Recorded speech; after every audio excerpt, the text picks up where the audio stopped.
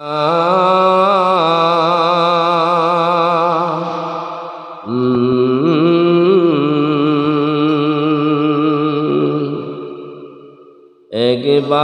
দেখা দাও হে রাসূল, আমার হৃদয় ভরেই তোমায় দেখব।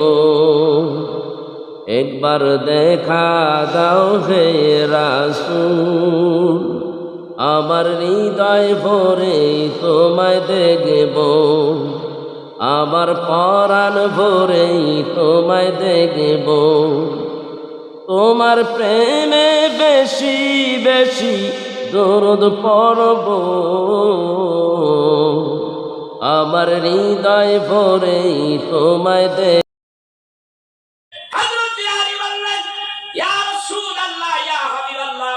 আলীর ভালোবাসাটাকে একটু লক্ষ্য করেন। আলী ডাক দেখো, ইয়া রাসূলুল্লাহ, ইয়া হাবিবাল্লাহ, আমি জানতে চাই গো নবীজি, এই চাদরের নিচে যে ব্যক্তি শুইবে নিশ্চিত তার মৃত্যু। কাফেরের গোষ্ঠীরা চাদরের উপরে একসঙ্গে আঘাত করবে, এইভাবে তরবারি দিয়া অ্যাটাক করবে, তরবারি দিয়া আমার দেহটারে খণ্ড বিখণ্ড করে দিবে গো নবীজি। এই কথা জানার পরেও আপনার প্রেমে মোহাব্বতে আমি আমার জীবন বাজি রেখেছি, আমি শহীদ হয়ে যাব গো নবীজি। এই কথা জানার পরেও আপনার চাদর গায়ে দিয়ে আমি ঘুমিয়ে থাকবো নবীজি। আপনার কাছে আমি জানতে চাই, আমি যদি শহীদ হইয়া যাই এই অবস্থায়, তাহলে কাল হাসরের ময়দানে আপনার সঙ্গে আমার সঙ্গে কি পরিচয় হবে, কি ফ্যাসিলিটি আমি পাবো? রহমতের নবী ডাক দিয়ে কয়, আলী রে, ওয়াদা দিলাম, আমি ওয়াদা দিলাম, কাল কিয়ামতের দিন আমি নবী, তুমি আলী রে, তুই আল্লাহর জান্নাতে যাব না। সুবহানাল্লাহ।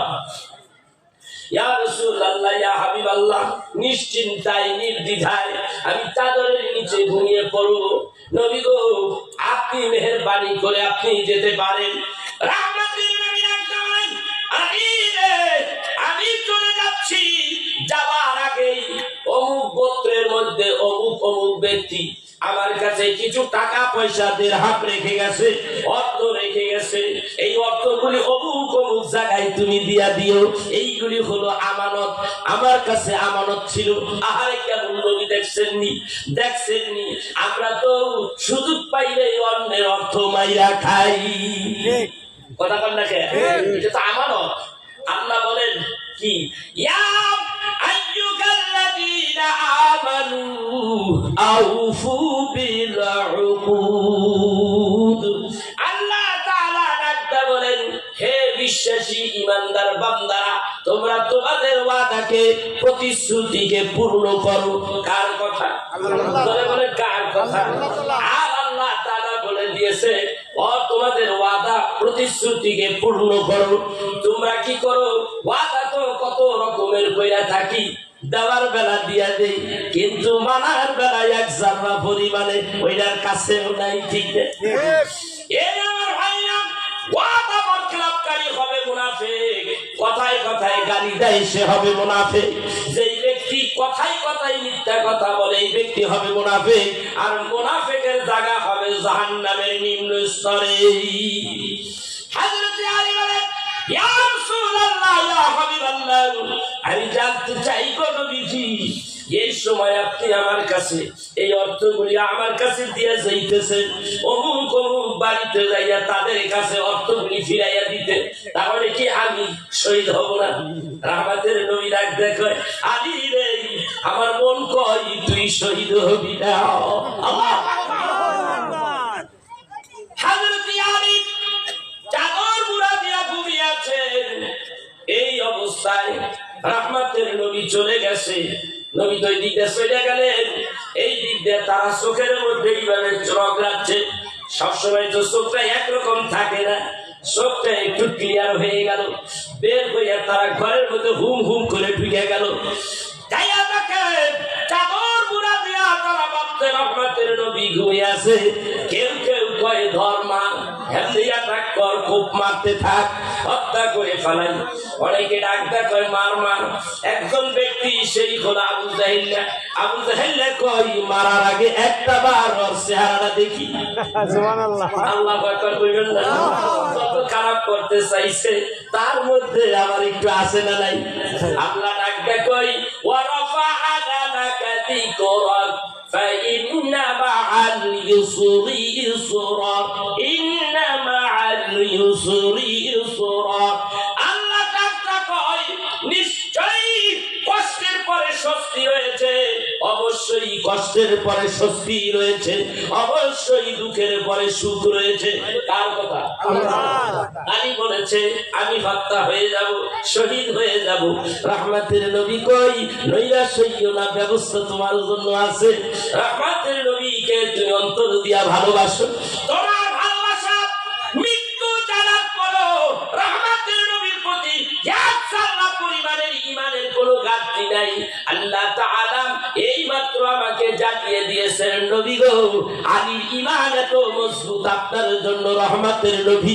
এই মুহূর্তে তার ঈমানের চরিত্র দেখিয়া, ঈমানের ভালোবাসা দেখিয়া আমি আল্লাহ এত খুশি হইলাম। খুশি হইয়া আমি আলীর জন্য শহীদের দরজা রেখে দিয়েছি, কিন্তু এত তাড়াতাড়ি আলী কিন্তু শহীদ হবে না। হুজুর গো আপনি বলে দেন আলী এই রওয়ানায় বেঁচে যাবে। আল্লাহু আকবার। আমার বন্ধুরা আমার, এইবার রহমতের নবী চলে গেলেন কোথায়? কেদুয়া মুসফালা দিয়ান আগায় চলে গেলেন। বেশ কিছু দূর যাওয়ার পরে বাম দিকে একটা পাহাড়, তার নাম হলো গারে সুর। তার আগে হযরতে আবু বকরের বাড়ি হয়ে যায়। এইবার আবার একটু আবু বকরে ভরাইয়া লই, জড়াইয়া লই, দেখি তার ভালোবাসা কেমন।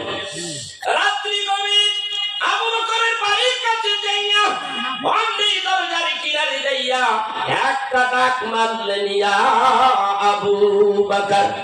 ভিতর থেকে সঙ্গে সঙ্গে গভীর রাতে জবাব দিলেন, লাব্বাইকি ইয়া রাসূলুল্লাহ। কথা বলার সঙ্গে সঙ্গে দরজা খুলে গেল। রহমতের নবী ঘরে ঢুকলেন। আবু বকরের সময় নাই, সময় নাই, জলদি করে চলো। এই মুহূর্তে আল্লাহ রাব্বুল আলামিন আমাকে হুকুম করেছে মক্কা থেকে মদিনায় যাওয়ার জন্য, হিজরতের জন্য আমি রওনা হয়ে গেছি। আবু বকর রে, আমি তো তোমাকে বলেছিলাম তুমি কি আমার সঙ্গে যাইবানি? ও আমার ভাইরা বন্ধুরা, এইখানে একটা লক্ষণীয় বিষয় হলো মানুষের প্রস্তুত আর অপ্রস্তুত একটা ব্যাপার স্যাপার আছে না নাই? এই মুহূর্তে গভীর রাতে আয়েশা ডাকটা কয় নবী এখন এই মক্কা ছেড়ে মদিনায় যাইতে হবে। হযরতে আলী বলতে পারতেন, ইয়া রাসূলুল্লাহ এখন তো আমার যাওয়ার সময় নাই, আগে যদি জানাইতেন প্রস্তুতি নিয়ে রাখতাম। কথা যুক্তি আছে কিনা? হযরতে আবু বকর বলতে পারতেন, আপনি একটু দাঁড়ান গো আবু বকর, আমি আমার বেগমের কাছ থেকে একটু জিজ্ঞাসা করি বেগম আমারে কি বলে, কথা যুক্তি কিনা? হযরতে আবু বকর বলতে পারতেন, নবী গো আমার ছেলে সন্তানের মায়া আছে, মহব্বত আছে, মাতৃভূমি ছাইরা আমি আপনার সঙ্গে যাইতে পারবো না। এইরকম কিছু কথা রহমতের নবীকে বলতে পারতেন, কিন্তু এমন ভালোবাসা দিলেন হযরতে আবু বকর।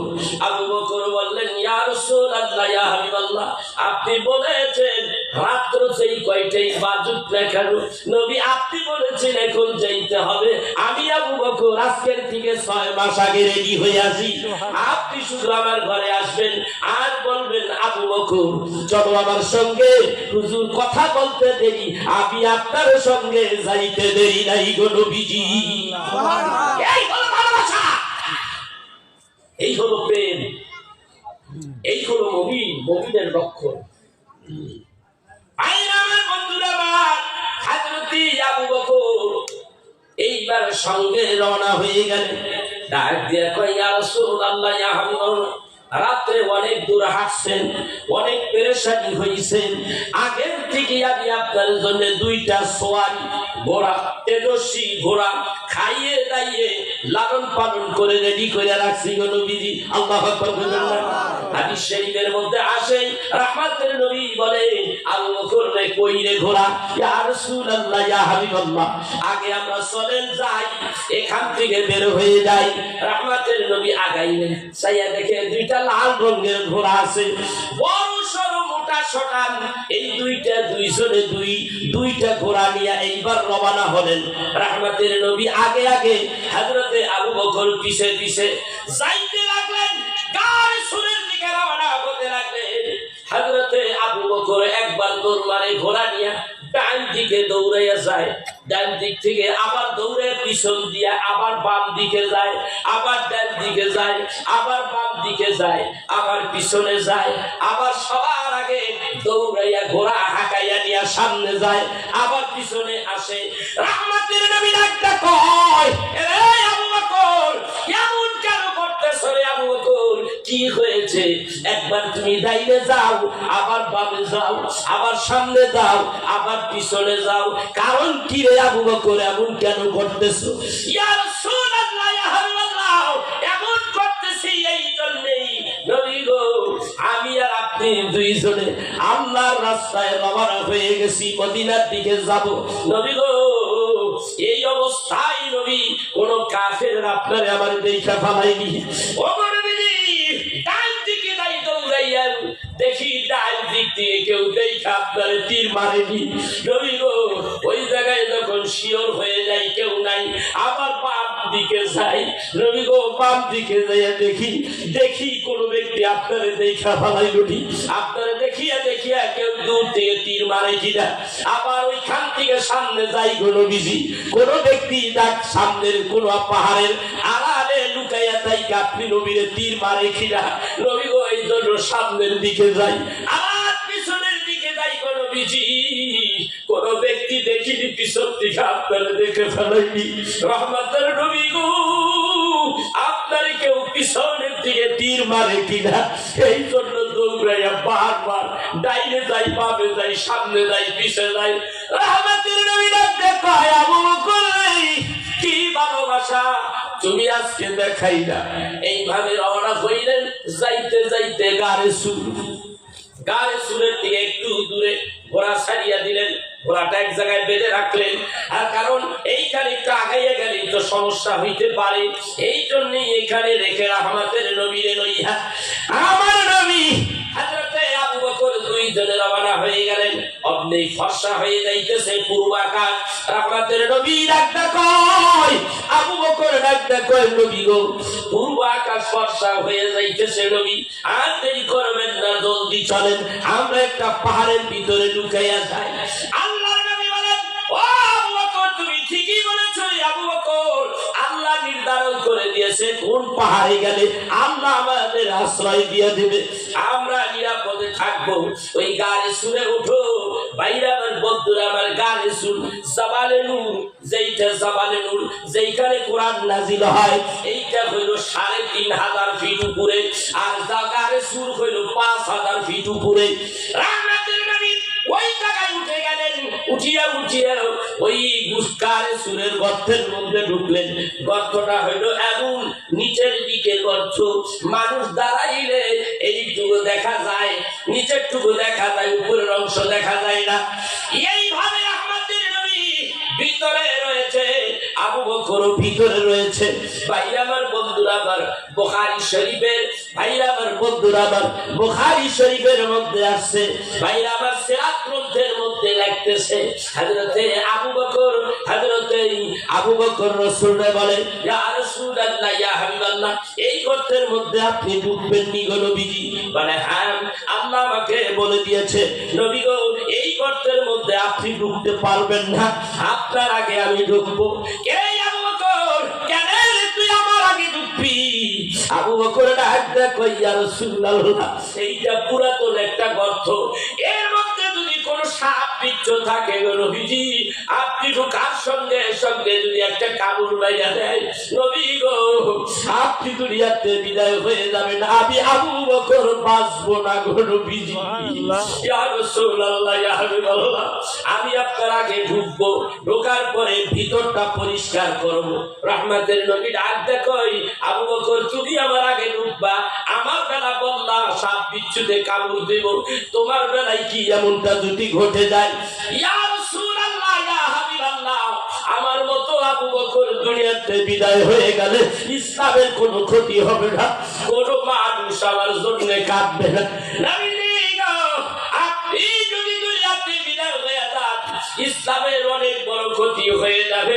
আর আপনি আমার আগে দুনিয়াতে বিদায় হয়ে গেলে আমি আবু বকর বাঁচবো না গো, বাঁচবো না। ভাই আমার বলতো না, আমার গভীর মনোযোগ। এইবার হযরতে আবু বকর ঢুকলেন, গর্তটা সুন্দর করে পরিষ্কার করলেন খুব তাড়াতাড়ি করিয়া। কিছু কিছু গর্ত আছে, আবার আরেক বর্ণনায় আসছে কিছু কিছু গর্ত আছে, এই গর্তগুলি পুরাতন, বন্ধ করলেন সব গর্তগুলি। শুধু একটা গর্ত তিনি ওই সময়ের জন্য বন্ধ করতে পারলেন না। এমন সময় নবীজিকে ডাকতে বলে, ইয়া রাসূলুল্লাহ, ইয়া হাবিবাল্লাহ, আসুন গো নবীজি, ভিতরে প্রবেশ করুন। আসুন গো নবীজি, মেহেরবানি করে আসেন। কথার কত সুন্দর ভদ্রতা, নম্রতা, সভ্যতা। আর আমরা ডাকার বেলাও ইজ্জত দিয়া ডাকি, আসেন আসেন আসেন, এমন ভাবে ডাকতে হয় না। সম্মানিত ব্যক্তি কোন মুরিদ তার পীরকে এইভাবে ডাকতে পারবে না, বলবে আসেন বলো, মেহেরবানি করে ভিতরে আপনি তাশরীফ আনেন। হযরতে আবু বকর সেই প্রমাণটা এখানে করে দিলেন, সেই মোহাব্বত ভালোবাসাটাই এখানে দেখাইয়া দিলেন, ইজ্জত সম্মান কারে কয় দেখাইয়া দিলেন। আল্লাহ রাব্বুল আলামিন বলতে লাগলেন, ওয়া তুআসিরুহু ওয়া তুআক্কির, দুনিয়ার মানুষেরা শোনো, আমার হাবিবকে যারা ইজ্জত দিবে, আমি আল্লাহ রাব্বুল আলামিন ইজ্জতের কারণে তার ইজ্জত বাড়াইয়া দেব। কি ভাই সমস্যা হচ্ছে? যারা বাড়িতে আসেন এখনো চলে আসেন। আমার মাঠটা প্রায় ভরে গেছে, আর কিছু লোক আইলে মাঠটা পুরোপুরি ভরে যাবে। আশা করি আজকের ওয়াজ মহান রব্বুল আলামিনের দরবারে কবুল হয়ে যাবে ইনশাআল্লাহ। এই নবীজির এই জীবনে আলোচনা করলে সেখানে রহমত ঝরঝর করে পড়তে থাকে। আসেন মাঝখান দিয়ে আমরা একটু দুরূদ শরীফ পড়ে নিই। বাকি আলোচনা খুব সুন্দর আলোচনা সামনে রয়েছে। আজকে যখন এই আলোচনা উঠেই গেছে, আলোচনাটা কমপ্লিট করে দিই নাকি করেন? জোরে জোরে দুরূদ শরীফ পড়ি। আল্লাহুম্মা সাল্লি আলা সাইয়্যিদিনা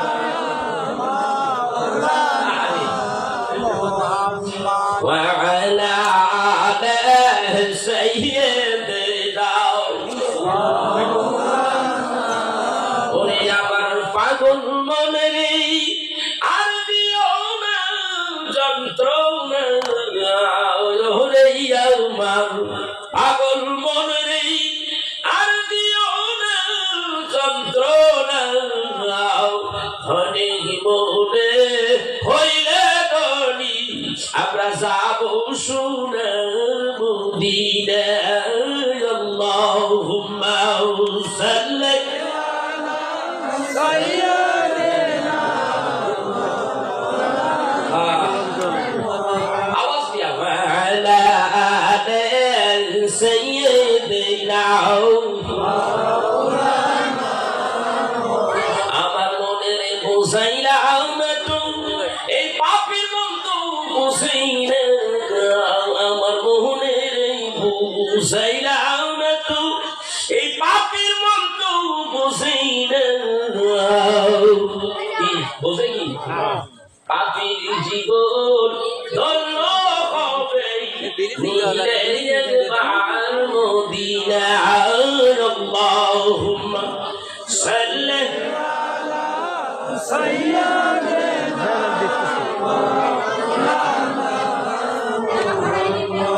ওয়া আলা আলি সাইয়্যিদিনা। এ আমার ভাইরা, আমার বন্ধুরা, নবীর নাম নাই কোন জায়গায়? প্রত্যেকটা ইমানদারের অন্তরে নবীর নাম আছে না নাই? কোরআনে নবীর নাম আছে না নাই? হাদিসে নবীর নাম আছে না নাই? ওয়াহাবি খবিশের গোষ্ঠীরা কয় আল্লাহ মানলে যথেষ্ট, মুহাম্মদ নিয়ে তো বাড়াবাড়ির দরকার কি? নাউজুবিল্লাহ বলবেন না? দেখি আওয়াজটা কেমন হয়। নবীর দুশমনাই কথা বললে আপনি কি বলবেন? সমর্থন দিবেন কি দিবেন না? না দিলে জোরে কর নাউজুবিল্লাহ। কোরআনের মধ্যে আছে কি নাই? আল্লাহ তাআলা ডাক দিয়া বলেন, হুয়াল্লাযী আরসালা রাসূলাহু বিল হুদা ওয়া দীনিল হক লিইয়ুযহিরাহু আলা দ্দীনি كله وكفى بالله شهيدا محمد رسول الله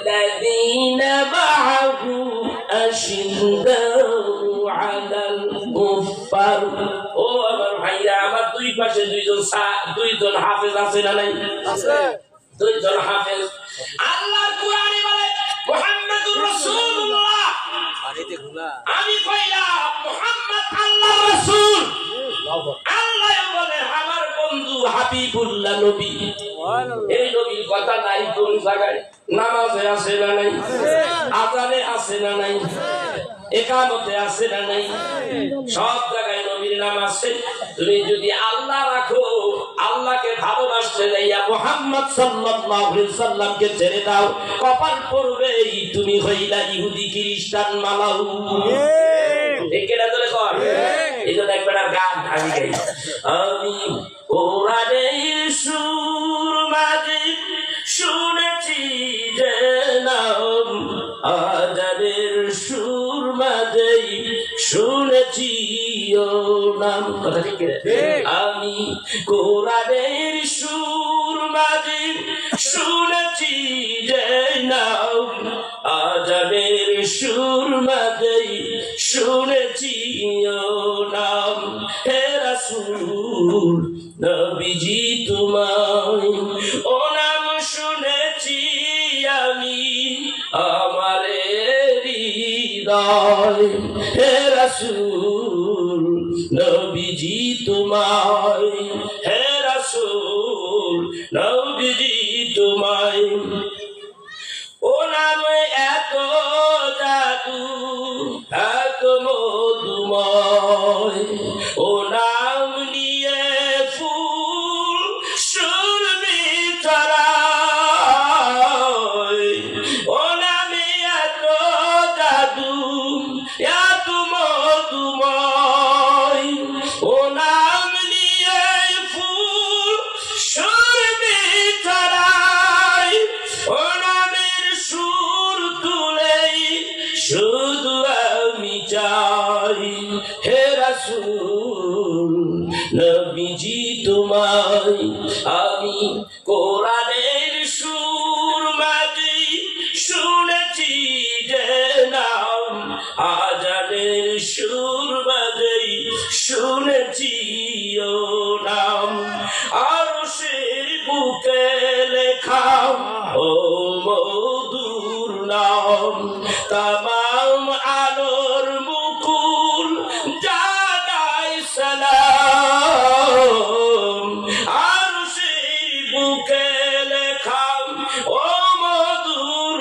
নাম তামাম আলোর মুকুল জানাই সালাম ব্যতীত মানবতা খুঁজে ফিরে হায় ব্যতীত মানবতা খুঁজে ফিরে হায় হে রাসূল নবীজি তোমায় আমি কোরআনের সুর মাঝে শুনেছি যে নাম আজানের সুর মাঝে শুনেছি ও নাম আমার মনের মধ্যে নাম আছে না নাই চোখের তারার মধ্যে আছে না নাই কিতাবের মধ্যে পাওয়া যায় প্রত্যেকটা জান্নাতের ভিতরে যতগুলি হুর আছে প্রত্যেকটা হুরের তারাই তারাই চোখের তারাই তারাই রহমতের নবীর নাম রইছে জান্নাতের ভিতরে ঢোকার সময় আল্লাহর নামের পাশে রহমতের নবীর নাম আছে না নাই ও আমার ভাইরা এই ওয়াহাবি কবিরা বলে রহমতের নবী দরকার নাই আল্লাহই যথেষ্ট অনেক খবিসের গোষ্ঠী খবিস ভালো করে খেয়াল করেন হাদি সাহেবেরা দেখছেন কিনা আমি জানি না কাবা শরীফের গিলাফ যখন ধরলাম কাবা শরীফের গিলাফ ধরিয়া একটু আবার দূরে দাঁড়াইলাম দূরের থেকে আবার কাছে গেলাম। কাছে কেন গেলাম? কাছের থেকে দেখলাম এইটার মধ্যে জল ছাপাই লেখা আছে লা ইলাহা ইল্লাল্লাহ, এইটুকুই লেখা দিয়া ক্ষান্ত হয় নাই। পাশে দেখি মুহাম্মাদুর রাসূলুল্লাহ আছে না নাই? এই আমার ভাইয়া আবার দূরের দিকে একটু উপরের দিকে তাকাইলাম, ওই জল ছাপার মধ্যেই কাবা শরীফের গিলাফের মধ্যে লেখা লা ইলাহা ইল্লাল্লাহু মুহাম্মাদুর রাসূলুল্লাহ সাল্লাল্লাহু আলাইহি ওয়াসাল্লাম। এ আমার ভাইরা, কাবা শরীফের গিলাফের মধ্যে যেই নাম থাকতে পারে, ওই জায়গায় যদি জায়গা হইতে পারে, ওই নবীজির নাম কেন প্রত্যেকটা কর্মের মধ্যে থাকবে না? আমাকে একটু বলুন। আমার অন্তরে আছে, জবানে আছে, চোখের মধ্যে আছে। চোখ বন্ধ করে মুহাম্মদ সাল্লাল্লাহু আলাইহি সাল্লাম তার নাম আমার চোখে ভেসে ওঠে, রহমতের নবীর দুরূদ ভেসে ওঠে, রহমতের নবীর মদিনায় গেলে তার স্মৃতিচারণ আমার চোখের মধ্যে ভেসে আসে। এই আমার ভাইরা, রহমতের নবী নাই কোন জায়গায়, কোথায় নাই? তোমরা যদি বলো রহমতের নবীর প্রয়োজন নাই, এই কথাই আমরা কোনোদিন মেনে নিতে পারি না। কথা বল না কেন? আল্লাহ, এই জন্যই আল্লাহ তাআলা বলেন ইন কুনতুম তুহিব্বুনাল্লাহ ফাত্তাবিউনি ইউহিব্বুকুমুল্লাহ ওয়া ইয়াগফির লাকুম যুনুবাকুম ওয়াল্লাহু গফুরুর রহিম।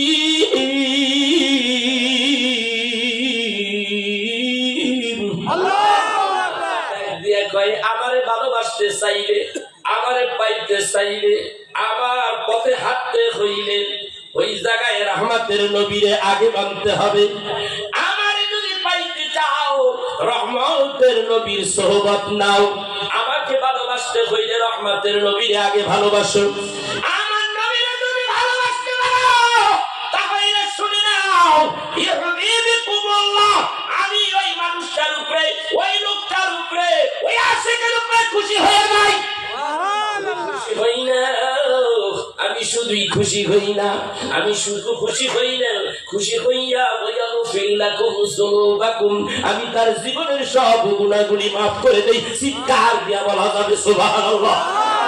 এই আমার ভাইরা, কারো কোনো কথা শুনবো না। কোরআন কি বলে, হাদিস কি বলে, ওইটাই শুনবো। রাজি আছি কিনা?